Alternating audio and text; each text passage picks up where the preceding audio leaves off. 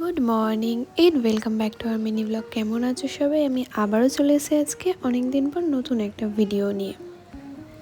সকাল সকাল রেডি হয়েই চলে এসেছি আজকে বারাসাত স্টেশনে। কোথায় যাব সেটা একটু পরেই বলছি, তার আগে চলে একটু আখের রস খেয়ে নেওয়া যাক।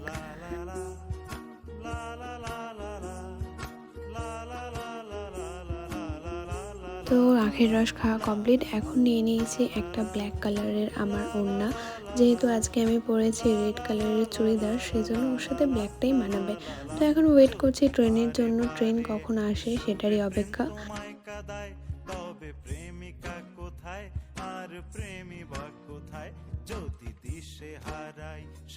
আর এদিকে দেখো ট্রেনে উঠেও পড়েছি। এখন তোমরা ভিউটা দেখে মোটামুটি বুঝতেই পারছো যে আমি কোথায় যাচ্ছি। এখন গঙ্গায় অনেক কাছে চলে এসেছি, এখন গঙ্গা পার হচ্ছি। বাট আজকে গঙ্গায় যাব না, আজকে যাব গঙ্গারই পাড়ে, কিন্তু অন্য একটা জায়গায়। এখন রয়েছি বাগবাজারে, বাগবাজারটা এখন পার করছি। আর তার মধ্যেই সুন্দর একটা দৃশ্য দেখতে পেলাম, সুন্দর একটা হাওয়া, বিশাল সুন্দর লাগছিল ট্রেন থেকে এই দৃশ্যটা দেখার সময়। কিন্তু ওখানে তো যাব না, সেই জন্য ওটা পার করে এখন চলে যাচ্ছি আরও এগিয়ে।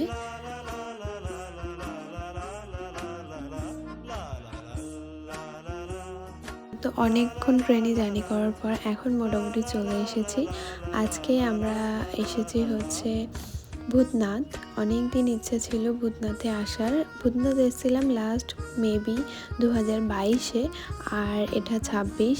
এর মধ্যে এখানে অনেকবার ইচ্ছা ছিল বাট আসতে পারিনি, কারণ বাবা হয়তো ডাকেনি, সেই জন্য। তো চলে এসেছি আজকে। তাও আজকে রয়েছে পূর্ণিমা, সেই জন্যই। পূর্ণিমাটা আছে সেটা আমি জানতাম না, সেটা আমি পুজো দেওয়ার পরই জানতে পেরেছি। ভূতনাথ মন্দির অনেক পুরনো মন্দির। শুনেছি লোকের মুখে নাকি ওখানে বাবা জাগ্রতই বসে থাকে, ওখানে নাকি যা চাওয়া হয় সেটাই নাকি পাওয়া যায়। জানি না সেসব কথা, বাট এর আগেও এসেছি। তো মাঝখানে অনেকটা সময় আসা হয়নি, চাইলেও দক্ষিণেশ্বরে তো প্রায়ই যাই, বাট ভূতনাথ তো আমাদের মানে বাড়ি থেকে বেশি ডিস্টেন্স নয়। মোটামুটি আমাদের বাড়ি থেকে ভূতনাথ আসতে ওই 1 ঘন্টা মতো টাইম লাগে, বাট আসা হয় না।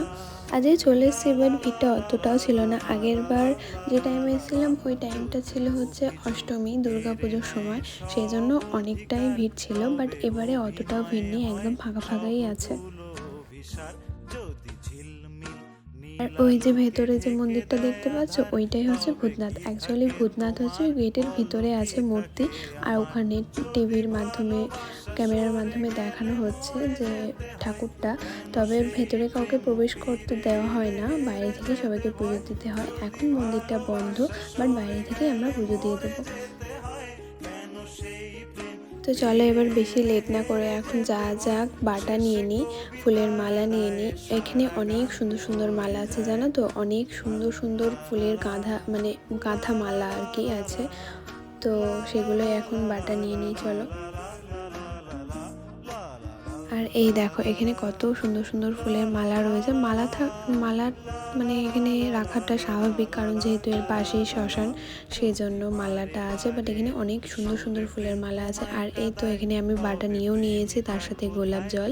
তো চলো এখন পুজো দেওয়া যাক। তার মধ্যেই দেখো এখানে টিপও পরিয়ে দিল, এখানে মহাকালের যে টিপটা, ওখানে তিলকও কেটে নিলাম।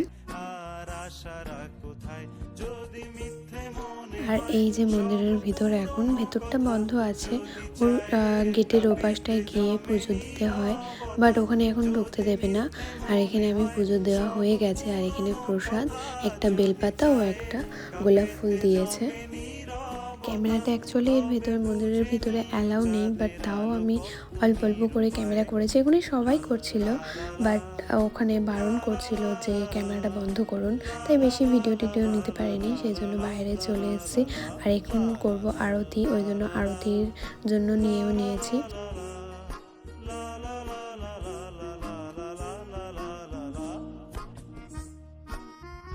এই তো ভালো করে পুজো টুজো দিয়ে এখন প্রসাদও নিয়ে নিয়েছি বাড়ির জন্য। তো চলো এখন একটু গঙ্গার পাড়েই যাওয়া যাক, গিয়ে খানিক্ষণ বসা যাক। এই এখনও অবধি সূর্য মামা আছে, ডুবিনি, ওই জন্য দেখতে আরও বেশি সুন্দর লাগছে গঙ্গার পাড়টা। আর অত সুন্দর একটা হাওয়া, বিশাল সুন্দর একটা হাওয়া দিচ্ছিল।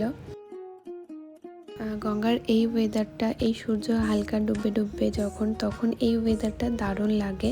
তার সাথে এই সুন্দর হাওয়া, তার সাথে 1 কাপ চা। এখন মোটামুটি একটু সন্ধে হয়ে এসছে, সূর্য ডুববে ভাব, সূর্য ডুবেও গিয়েছে। তো এখন 1 কাপ চা খেয়ে চলো বাড়ি যাওয়া যাক। তো আজকের ভিডিওটা আমি এখানেই শেষ করছি। আশা করি ভিডিওটা তোমাদের সকলের ভালো লেগেছে। যদি ভালো লেগে থাকে অবশ্যই কমেন্ট করে দিও। আবার আসবো নতুন কোনো ভিডিও নিয়ে, ততক্ষণের জন্য সবাইকে টাটা।